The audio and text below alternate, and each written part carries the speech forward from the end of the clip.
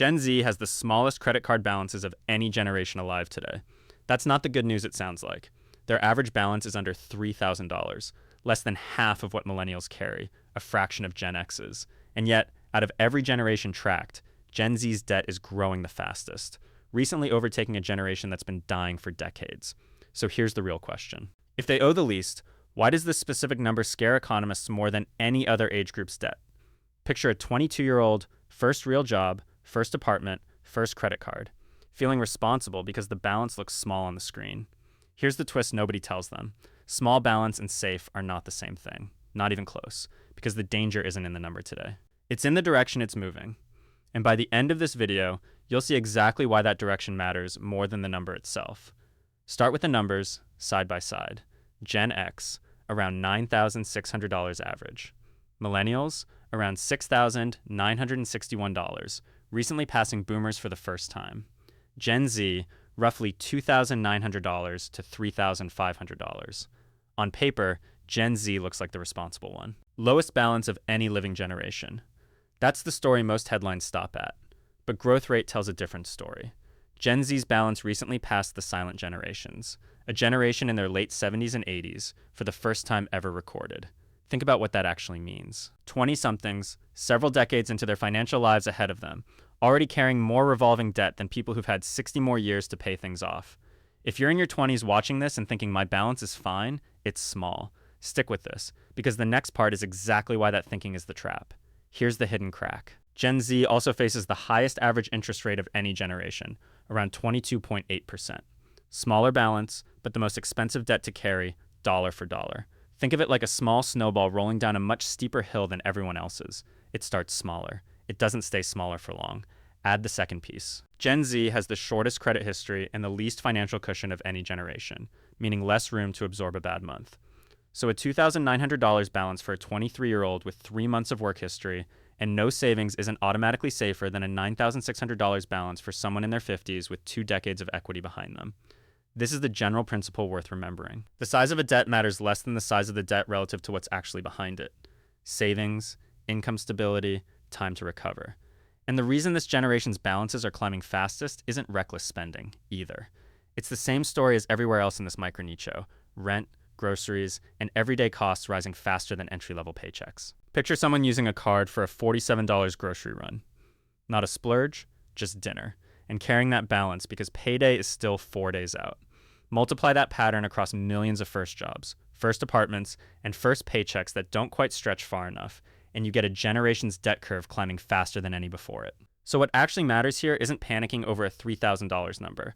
It's catching the trend early, while the balance is still small enough to fix without much pain.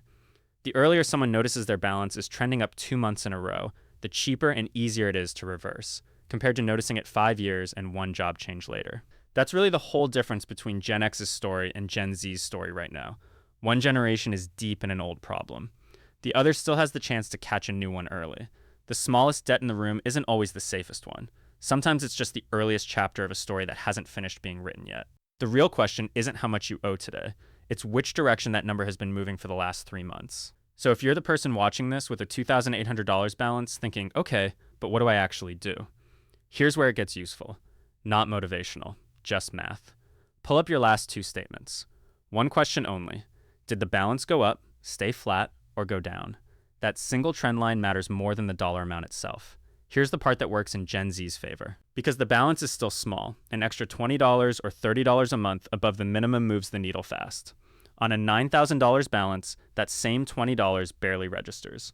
On $2,800, it actually changes the payoff date by months, which flips the usual advice on its head.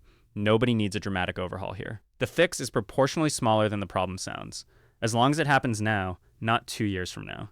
Second thing worth knowing, a higher credit limit doesn't fix anything. It just gives the same problem more room to grow quietly. If a limit increase shows up, that's not a solution. It's more rope. Third, the goal isn't zero debt by next month. It's a balance that's smaller in 90 days than it is today. That's the only test that actually matters here. Because here's what nobody in this generation is told directly. The version of this story that ends badly isn't the one with a $3,000 balance. It's the one where nobody checked the trend line until the balance had a comma in it. The smallest debt in the room isn't always the safest one, but it's also the cheapest one to fix, if it gets caught while it's still small. The real question isn't how much you owe today. It's whether you've actually looked at the number in the last 2 months or just felt vaguely fine about it. There's a piece of this that makes 2026 different from any other year Gen Z has faced this problem. Student loan payments came back into the picture, averaging around $400 a month for people who have them. That's $400 that used to go toward rent, groceries, or paying down a card. Now it doesn't. So when someone says just pay more than the minimum, they're not always accounting for the fact that a chunk of income that existed 2 years ago simply isn't there anymore. This isn't a discipline problem. It's a math problem with a moving target.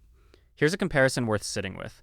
Someone carrying $2,800 in credit card debt with no student loans is in a completely different position than someone carrying that same $2,800 while also sending $400 a month to a loan servicer. Same credit card number. Very different reality. And this is exactly why comparing yourself to a national average is close to useless.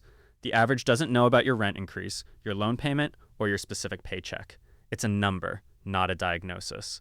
What actually works instead, line up everything that's fixed. Rent, loan payment, insurance, against everything that's flexible. Groceries, gas, subscriptions. The credit card balance almost always grows in the gap between those two categories, not from one big mistake. Take someone in, say, Ohio versus someone in California. Same $2,800 balance, same age. Completely different amount of breathing room because rent alone can be double or triple depending on the zip code. The number on the card means something different in every state. This is also why blanket advice, the kind that assumes everyone has $200 of fun money to cut, falls apart so often. For a lot of people in this generation, there isn't a discretionary category left to trim. The fixed costs already ate it. So if you've ever felt personally called out by a budgeting video that assumed you were overspending on coffee, you probably weren't the problem it was solving.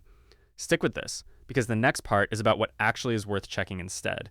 Instead of hunting for a $5 expense to cut, look for the one bill that jumped the most in the last 12 months. For most people right now, it's rent, insurance, or groceries, not entertainment. That's where the real leak usually is. Once that's identified, the question isn't, how do I cut this to zero? It's, is there a version of this that costs 10 to 15% less? A cheaper insurance tier, a roommate, a different grocery store. Small, realistic, repeatable. That gap, even a modest one, is what actually gets redirected toward the card balance instead of letting the balance absorb it every month by default. And here's the part that ties back to the whole video. Because Gen Z's balances are still relatively small, this kind of modest adjustment does more faster than it would for someone carrying $9,000 or $10,000. The smallness of the number is actually the advantage here, if it gets used now. Wait long enough, though, and that advantage disappears. The interest compounds, the balance grows past the point where a 10% adjustment moves the needle, and suddenly it looks exactly like every other generation's story. The smallest debt in the room isn't always the safest one. But right now, for this generation, it might be the easiest one to still get ahead of. The real question isn't how much you owe today.